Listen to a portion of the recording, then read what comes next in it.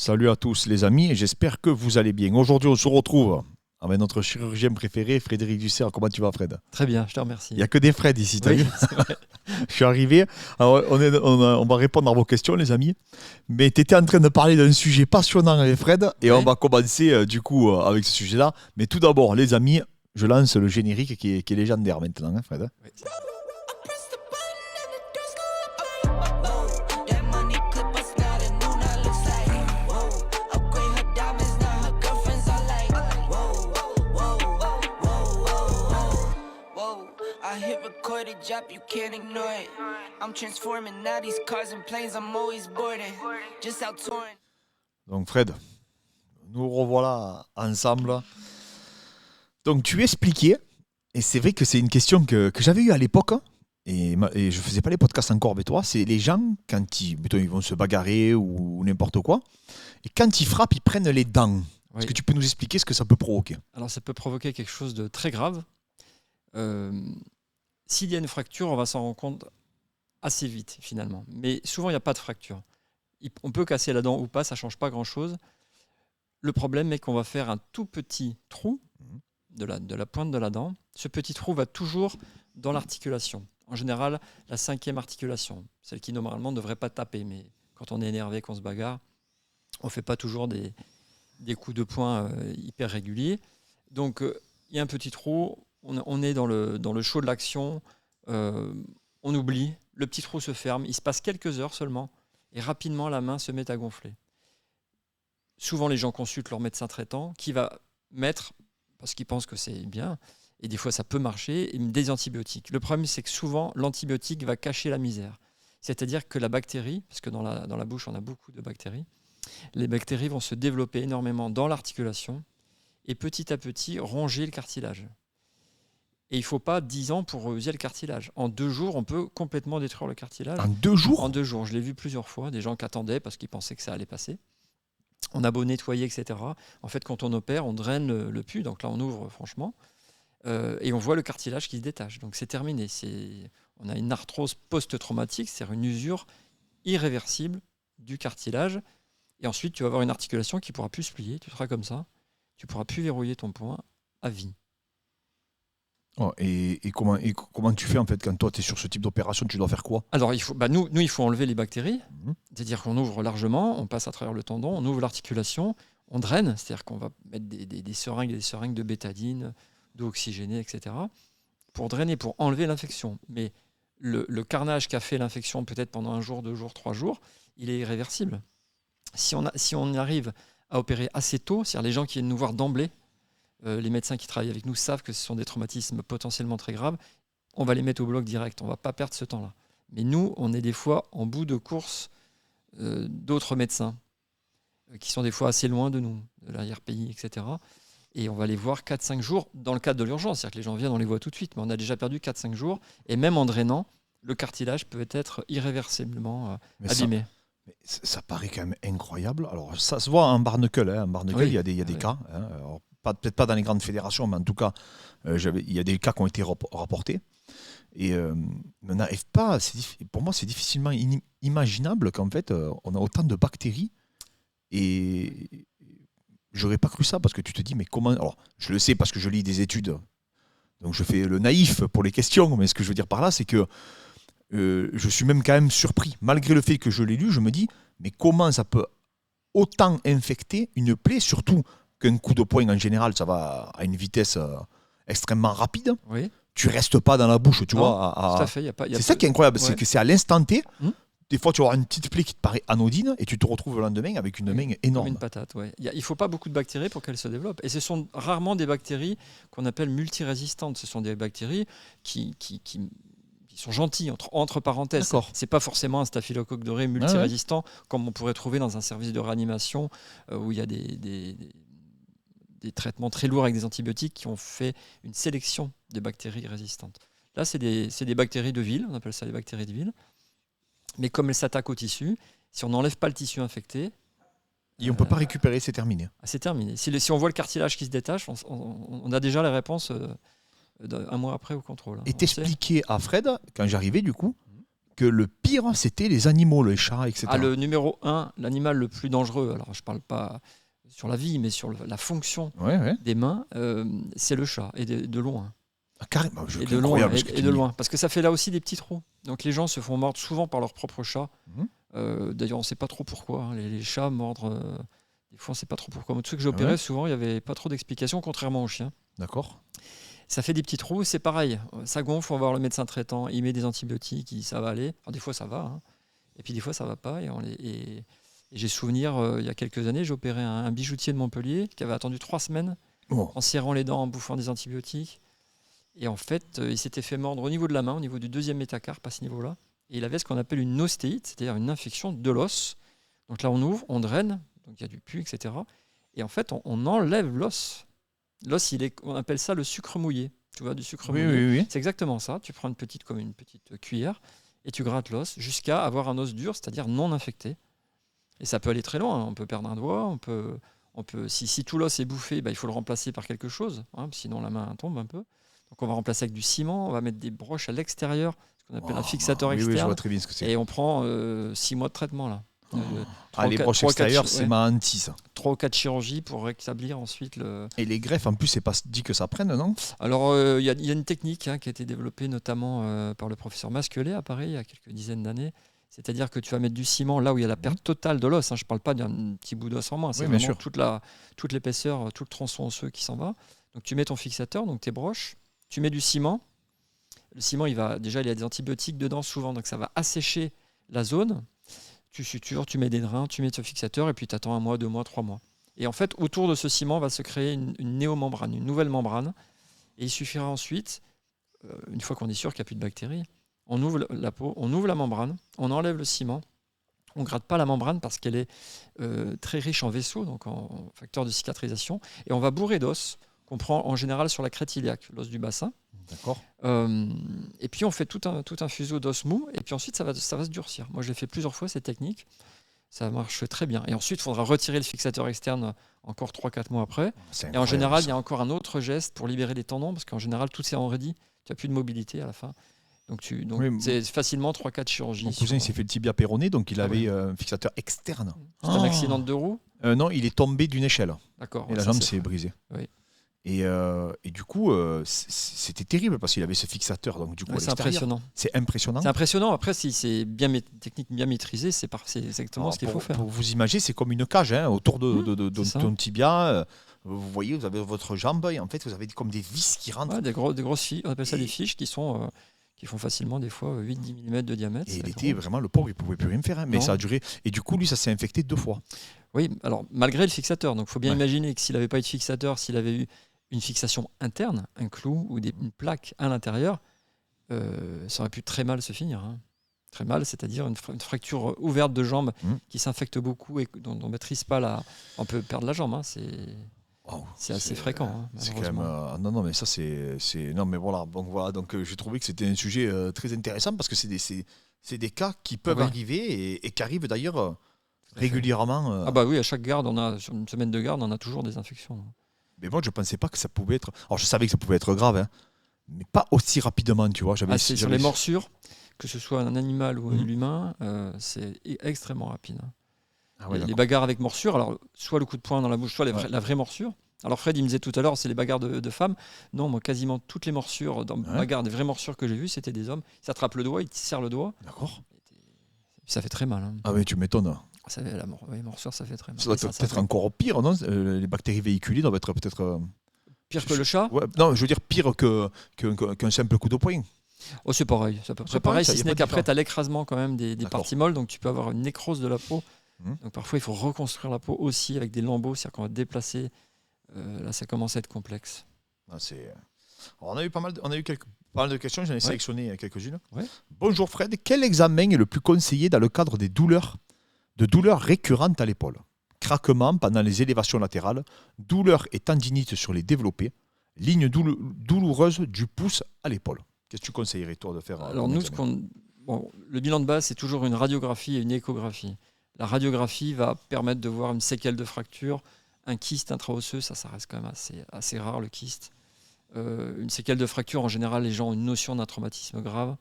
Mais c'est le bilan de base. L'échographie va orienter, elle va voir la superficie de l'épaule, certains tendons, mais nous, ce qu'on aime vraiment bien quand même, c'est l'arthroscanner, c'est-à-dire un examen où tu vas injecter un produit dans l'épaule, un produit opaque, qui va te faire un moulage de l'épaule. Et on va imaginer le tendon de la coiffe du rotateur, on en a déjà parlé, par exemple le sus épineux. Si j'ai un trou dans mon tendon, eh bien, le liquide va traverser le tendon. Donc c'est assez fiable comme examen. L'IRM aussi a quelques indications, mais l'IRM va surtout voir la modification du signal du tissu. Et régulièrement, le radiologue hésite entre un conflit sur le tendon, par exemple un frottement, et une rupture. Des fois, ce n'est pas net. Alors que l'arthroscanner, si le liquide traverse, c'est forcément qu'il y a un trou dans le tendon. On va aussi bien voir les lésions du cartilage. Un cartilage, donc quelque chose de très sphérique au niveau de la tête de l'humérus. S'il y a un trou dans le cartilage, eh ben le liquide va épouser le trou du cartilage. Pareil pour les ligaments, on peut les voir se distendre. Donc moi, je préfère l'arthroscanner. Il y a quelques contre-indications, mais... Et après, à défaut, et si on ne trouve rien, on fait une IRM. Moi, c'est plutôt dans ce sens-là que je fais. D'accord, arthroscanner en premier et après. Ouais. Et puis l'intérêt aussi de l'arthroscanner, c'est que avec l'accord du patient, on peut en même temps réaliser une infiltration de cortisone. Donc ça va calmer la douleur, ça va lui permettre des fois de pouvoir continuer son entraînement ou préparer une compétition. Alors, en plus, non, mais c'est vraiment, on est vraiment chanceux de t'avoir, Fred, c'est pour ça qu'on est content de t'accueillir, parce que surtout, ça donne un cheminement pour les gens. Et aussi, on répète souvent que la douleur n'est pas en corrélation des fois avec la pathologie. Ah, oui, ça c'est vrai, ça c'est vrai. Tous les jours, je le vois. Il y a des gens qui vont se plaindre beaucoup. Enfin, ils ont vraiment mal, c'est oui, bien sûr. Et puis, ils vont pas avoir grand-chose. Et à l'inverse, il y a des robustes qui ont pas mal et qui ont des choses gravissime. J'ai suivi dernièrement, en plus, un de mes voisins, 40 ans. Il te connaît d'ailleurs, j'ai son bonjour à transmettre. J'ai vu son coude et ensuite son épaule. Il a 40 ans, il a déjà un coude détruit. Il n'y a plus de cartilage. Okay. Et l'épaule, pareil. Il me dit, je ne comprends pas quand il fait du jiu-jitsu. Je comprends pas quand je lève le bras, je ne peux pas aller plus haut.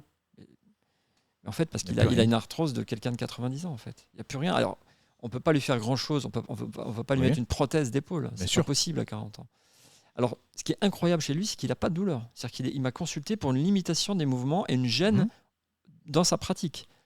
Alors qu'il n'y a plus de cartilage. Ce qui est incroyable, c'est que ça va à l'encontre de la physiologie comme on l'a appris, parce que les nerfs sont supposés être sensitifs et moteurs. Et donc, normalement, quand tu as un blocage moteur, tu devrais avoir un blocage sensitif. Tu as des mecs, des fois, ils n'ont même ni l'un ni l'autre. Oui, mais c'est vrai. C'est stupéfiant, comme le corps, il arrive à créer des adaptations qui sont quand même assez exceptionnelles. Oui, c'est l'adaptation qui fait la différence. En fait. Ouais. Bon, après, on sécrète, tu le sais, qu'on a les 4 hormones du bonheur.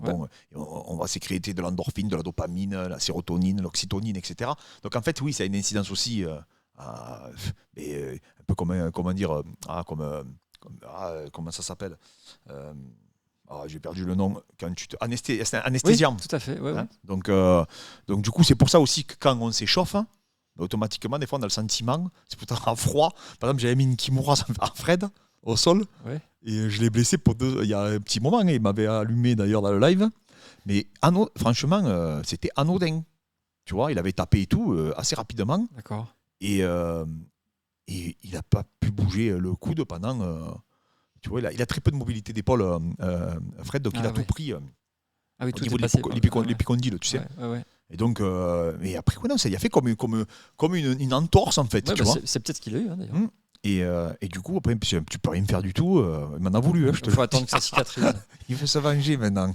Je vais finir par arriver dans ton bureau. Mais franchement, des fois, tu crois...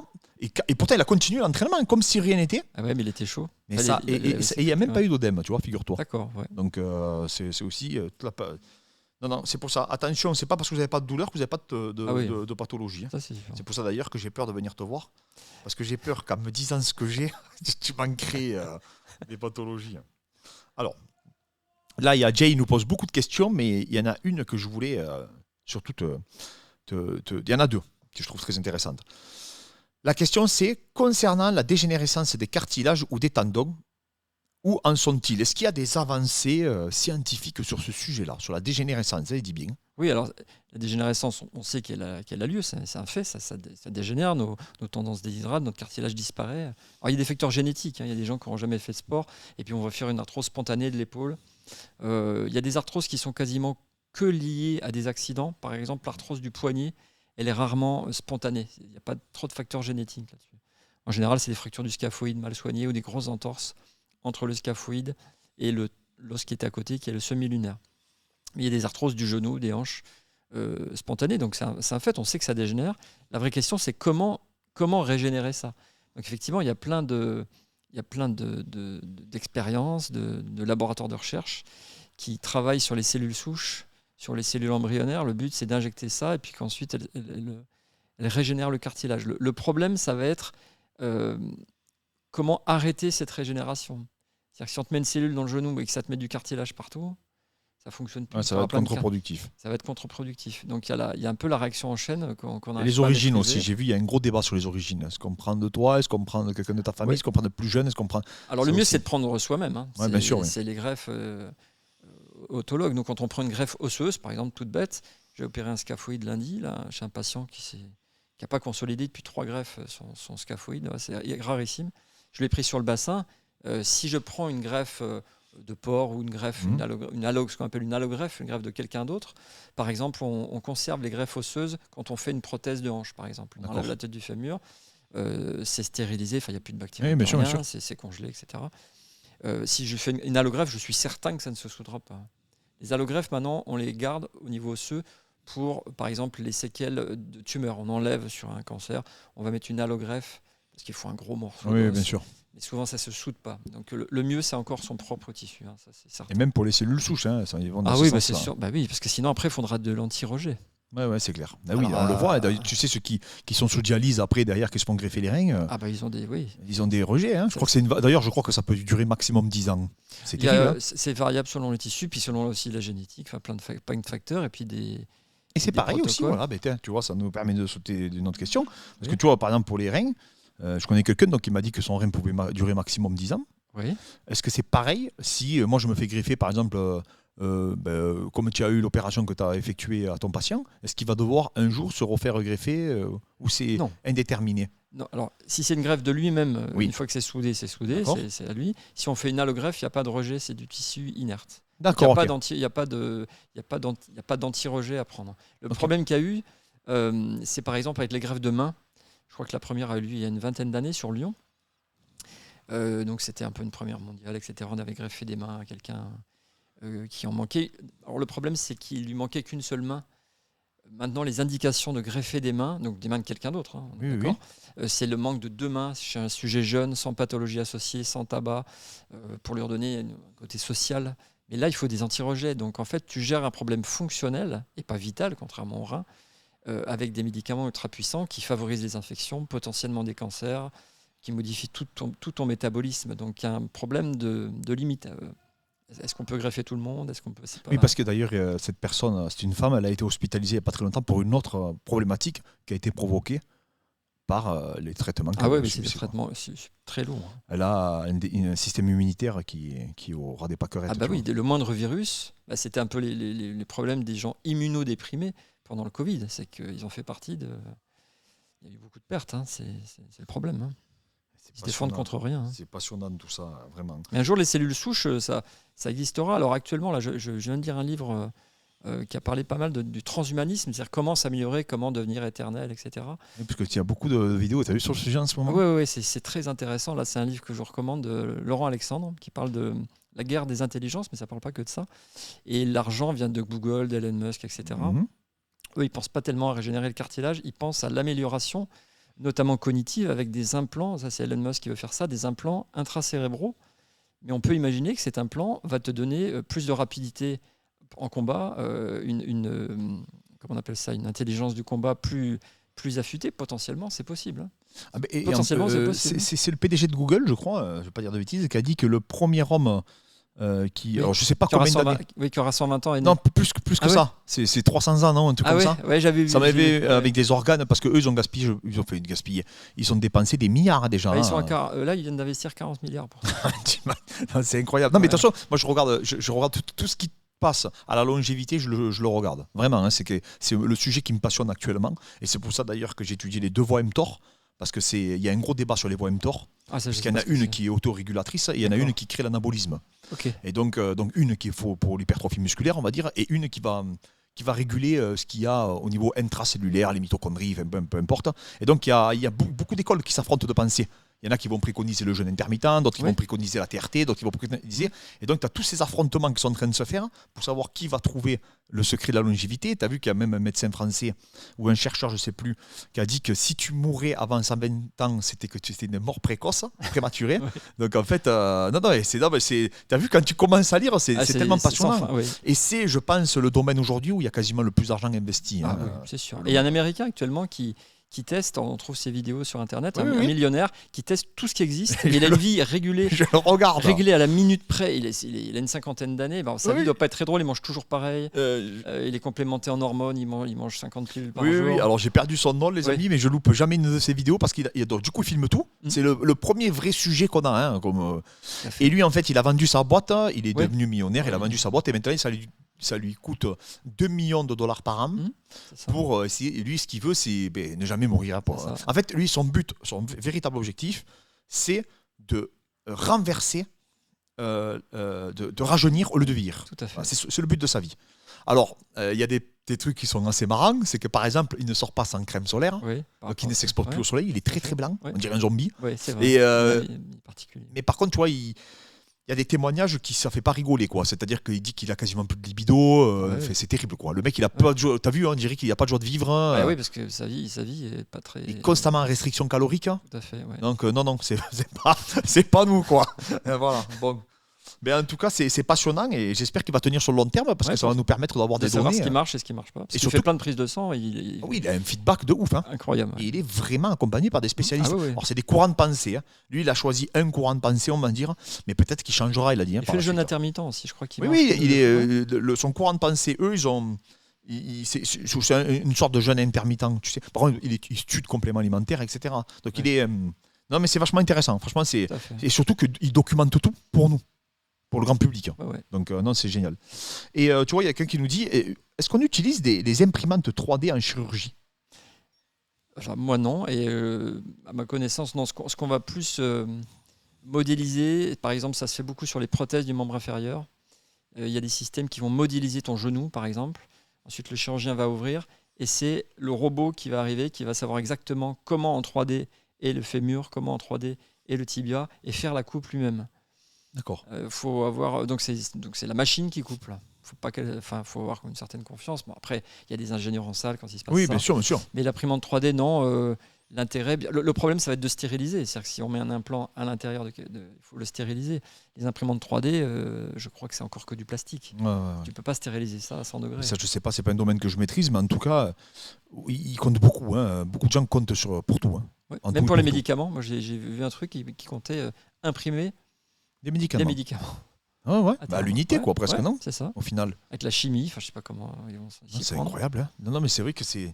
Pareil, c'est des sujets qui sont passionnants et qui. Non, c'est vrai. Et tu vois. Parce que tu vois, tu dis. Tu vois comment, toi, là. Qu'est-ce que c'est? Il y a quelque chose de nouveau, là, quelque chose que tu penses qui va révolutionner ta profession? Une méthode, peut-être, sur lesquelles des confrères à toi sont en train de travailler ou des choses que vous avez observées, que vous êtes concertés? Bah, il y a la méthode qu'on maîtrise maintenant avec les caméras. On met des caméras partout plutôt que d'ouvrir. Par exemple, la chirurgie de l'épaule, en dehors des prothèses, on fait tout par caméra. Il y a même des choses qu'on ne faisait pas avant en ouvrant. Parce qu'il fallait démonter l'épaule en deux pour Ouais, bien arriver à l'endroit choisi. Donc il y a la caméra, il y a la microchirurgie, mais qui existe depuis maintenant plusieurs dizaines d'années. Est-ce que tu peux expliquer la caméra? Parce que, pareil, ça, c'est des gens qui s'interrogent sur ça. C'est-à-dire, comment elle est cette caméra? Ah ben, les caméras, elle est extérieure, bien sûr. Et puis on a une petite entrée comme ça qui fait 8 mm de diamètre, qui va rentrer dans l'épaule par derrière. D'accord. Puis ensuite, on a d'autres points d'entrée. En fait, on passe là où rien d'autre ne passe. On D'accord. ne va pas passer près d'un nerf, ni près d'un tendon, on va faire attention. Et donc, on fait tout le tour de l'épaule par l'intérieur, en dessous de la coiffe des rotateurs, au-dessus de la coiffe des rotateurs, entre l'acromion et la coiffe des rotateurs. Et on va réparer des tendons, retendre des ligaments, enlever un corps étranger, nettoyer du cartilage. Moi, je le fais, je ne suis pas le seul, hein, maintenant en n'endormant que l'épaule. Une petite sédation aux patients pour pas qu'ils sentent trop. Mais il y en a qui ne veulent pas. Donc, je leur parle pendant l'opération. Et c'est de l'ambulatoire. Hein. Alors qu'avant, quand moi j'ai appris mon métier, on les gardait une semaine. C'était des anesthésies générales. Ils étaient cognés pendant 3 jours et on leur ouvrait l'épaule. comme une butée d'épaule, tu vois. Mais ça a été révolutionnaire quand Ah oui. c'est arrivé, non? Ah Ça a ouais. révolutionné ton Moi, métier. J'étais interne quand il y a eu les premières, on va dire. C'était fou. Maintenant, on fait ça aussi sur la hanche. Dans la clinique où je suis, il y a un chirurgien qui fait beaucoup d'arthroscopie de hanche. C'est plus profond, c'est plus compliqué. Il faut distracter la hanche. C'est pas maîtrisé par tout le monde. Hein. Ça peut être délétère si on le maîtrise mal. D'accord, ok.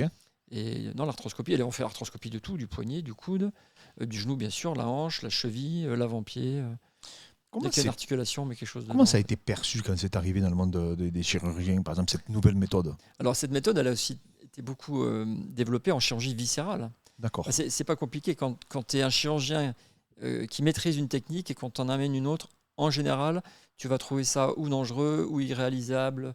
Ou, Oui, les gens tu sont vas te butés, tu veux refuser. dire. Bah oui. Est-ce qu'il y a, voilà, il y a des, ce que je, ma Toujours. question, elle est, est-ce qu'il y a on va dire comme des rivalités, tu vois, des Ah bah courants oui. de pensée qui se bataillent, Oui, quoi. oui, mais à un moment donné, c'est maintenant opérer une épaule, faire une suture de coiffe des rotateurs à ciel ouvert en ouvrant, ça ne doit plus exister. C'est comme dans les années 80, d'ouvrir un genou pour enlever un bout de ménisque. Dans les années 80, ils ont commencé à faire ça Ouais, par bien sûr. caméra. Donc c'est un peu pas logique d'utiliser encore la technique la plus agressive. D'accord. Voilà. Et en fait, voilà, et quand c'est arrivé, ça a été mal perçu au début? Bah, ouais, enfin non, moi j'ai été formé aux deux. D'accord. Alors le problème qu'il y a peut-être maintenant, c'est que, je dis peut-être, hein, c'est que certains chirurgiens foncent tête baissée sur l'arthroscopie et ne maîtrisent peut-être pas complètement le ciel ouvert. Parce D'accord. qu'il faut toujours, quand tu commences par caméra, pouvoir, qu'on appelle convertir. Imaginons tu as une hémorragie, un truc, Mhm. il faut pouvoir ouvrir l'épaule en deux. Et Bien sûr. bon, ça m'est jamais arrivé, mais ça peut arriver. Dans le ventre, c'est pareil. Si tu ne maîtrises que la célioscopie, donc la chirurgie de la cavité par caméra et que tu ne sais pas ouvrir un ventre, bah, l'hémorragie, à un moment donné, tu ne vois plus rien. Et si tu attends un autre chirurgien pour ouvrir le ventre, bah, c'est fini, quoi. Oui, oui, tu dois maîtriser, on va dire, dois les maîtriser bases, les deux. les Ouais, bases, en c'est quelque ça. sorte, la base, la technique de base qui a été. Exactement. Et ensuite, réalisé. pouvoir perfectionner Et ta... après, tu te perfectionnes en prenant une spécificité, quoi. Voilà, exactement. Donc, alors, Fred, une dernière question. Ouais. Pourras-tu demander à Frédéric s'il doit prendre en compte l'origine des patients lors de ces opérations, différence anatomique, entre parenthèses, ou bien s'il y a une différence d'approche, s'il s'agit d'une femme ou d'un homme, tendons plus ou moins raides, etc. Je trouve que très intéressante cette question. Alors, les indications opératoires, elles sont liées déjà, évidemment, à la pathologie, à l'âge, aux antécédents. On ne va pas opérer quelqu'un qui a 100 ans comme on opère quelqu'un qui a 20 ans. Après, une fois qu'on a posé l'indication opératoire, c'est qu'on va dire, par exemple, on va mettre une prothèse d'épaule ou réparer un tendon, on sait par où on passe. Si je dois opérer une main, que je dois opérer un tendon fléchisseur, je vais ouvrir devant. Il y a des règles à respecter. Mais dès qu'on a passé la peau, il faut s'attendre à tout en fait en chirurgie. C'est-à-dire que c'est rarement comme dans les livres. Tu as des D'accord. variations anatomiques assez fréquemment. Donc il faut toujours être sur le qui-vive. C'est des différences ethniques ou pas du tout? Tu as Non. remarqué ça ou Alors, pas? différence ethnique, un truc tout bête, par exemple, quand tu opères quelqu'un qui a la peau très foncée, ou le derme, ne serait-ce que l'épaisseur de la peau est beaucoup plus importante. D'accord, C'est-à-dire que je sais qu'il faut mettre le bistouri sur la peau, il faut le mettre un peu plus fort. d'accord, Sinon, tu vas des fois passer 3 fois pour ouvrir d'accord. la peau. Je me souviens, j'avais opéré un rugbyman pro de Nîmes, d'une butée d'épaule. Un gros blague vraiment costaud, quoi. Pour ouvrir l'épaule, je suis sûr, il y a des tissus extrêmement, Ça veut dire déjà que- extrêmement durs. Donc, il y a C'est-à-dire des que sur vari- les coupures, Ouais. il est plus résistant qu'une personne normale. Tout à fait. Alors après, les études pour comparer les... Alors on parle pas de race, il n'y a qu'une Ouais, seule bien sûr, race, bien c'est sûr, la bien race sûr. humaine. Mais les ethnies, il n'y a pas d'études anatomiques comparatives. Moi, j'ai travaillé beaucoup avec mon maître, le professeur Bonnel, au laboratoire d'anatomie. Lui aurait voulu que les gens de couleur donnent plus leur corps à la science pour pouvoir comparer D'accord, l'anatomie. Hein. C'est pas pour faire voilà, de la Oui, parce que différence. tu vois que déjà, Mais en dans fait, la non. morpho-anatomie, Tout à tu fait. vois par exemple les mollets, ils sont tout à quand fait. même relativement courts, Exactement. situés d'Afrique en général. Exactement. Pour les sprinteurs, on voit qu'ils ont à peu près tous à peu près la même morpho-anatomie. Non, mais c'est Mais vachement il n'a intéressant. jamais pu le faire. Donc il m'a dit, j'ai jamais pu, ne serait-ce que disséquer une personne de couleur. D'accord. Peut-être pour des raisons religieuses, Ouais, bien sûr. etc. Mais il a jamais pu. Il avait ce regret parce qu'il aurait voulu Faire des il comparaisons avait comme que toi, tu toi as observé sur le terrain. Oui, on les observe. C'est vrai, à la masse musculaire, on voit des gens plutôt d'origine d'Afrique qui font pas de sport. Tu les examines, tu les mets torse nu. Moi, j'avais remarqué ça sur tout ce qui venait de Polynésie, tout ce qui était un peu fidjien, etc. Tous les gens qu'on a eu ici, les Tahitiens et tout, des forces Ah incroyables. oui. d'une stabilité, des mollets énormes, Oui, ça c'est vrai. C'est vrai. sans faire de sport, Tout à des fait. grippes de fou, tu vois. Et ça, effectivement, Il y a une prédisposition. prédisposition qui est quand même génétique, tu vois.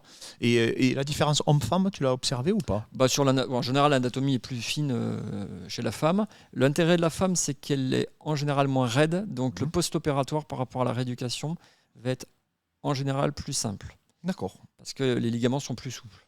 Il y a D'accord. plus d'hyperlaxe chez les femmes que chez les hommes. Donc on va avoir ce genre de différence. Après, on opère évidemment tout le monde pareil. Mais une fois de plus, quand on est dedans, on reste vigilant. Hein. Des fois, Oui. les gens me disent, vous allez m'opérer. Bon, ça, c'est une petite opération. Non, en fait. C'est-à-dire que même s'il faut que 4 minutes pour vous opérer, ces 4 minutes-là, elles sont nécessaires. Il ne faut pas bâcler parce qu'on en Oui, a bien 15 sûr. qui attendent. Il faut prendre il faut prendre le temps pour tout le monde. Et des fois, c'est un peu plus long parce qu'on tombe sur une originalité anatomique qu'il faut savoir respecter, mais pour ne pas abîmer le corps et pour qu'il cicatrise bien. Donc, ça m'arrive de temps en temps, quelques fois par an. Je trouve un truc original. Je dis, non, là, c'est vraiment pas comme d'habitude. D'accord. Des grosses variations. Ouais. Bon, Fred, c'est toujours passionnant. On pourrait rester des heures. Oui. Pour poser vos questions pour la prochaine vidéo qu'on enregistre, maintenant on en enregistre une par mois. C'est sous cette vidéo, les amis. Donc n'hésitez pas à poser vos questions. Si vous avez des Sûr. problématiques, etc., on se fera un plaisir d'y répondre. Fred, merci infiniment. On enregistrera sûrement après les fêtes. Bien sûr. Si je ne te vois pas avant, on te souhaite de bonnes fêtes. Ouais, toi aussi. Merci de donner du temps pour notre chaîne. Je le rappelle, son plaisir. temps est extrêmement précieux. Il est chirurgien orthopédiste, extrêmement réputé dans toute la France. Et maintenant, tu es fait partie du club des balèzes en plus. Ouais. Voilà. C'est super. Fred, merci encore pour tout. Et on se retrouve après les fêtes. Merci à vous les amis. Merci pour votre force. Faites péter les likes, faites Sympa, péter la les force. commentaires. Faites tout péter. On est vraiment content. On a fait plus de vues à la dernière vidéo. Et on espère bien que ça va continuer comme ça. Et la prochaine fois, j'aurai le docteur Bourgeois qui Ouais. va nous rejoindre. Merci à tous les amis.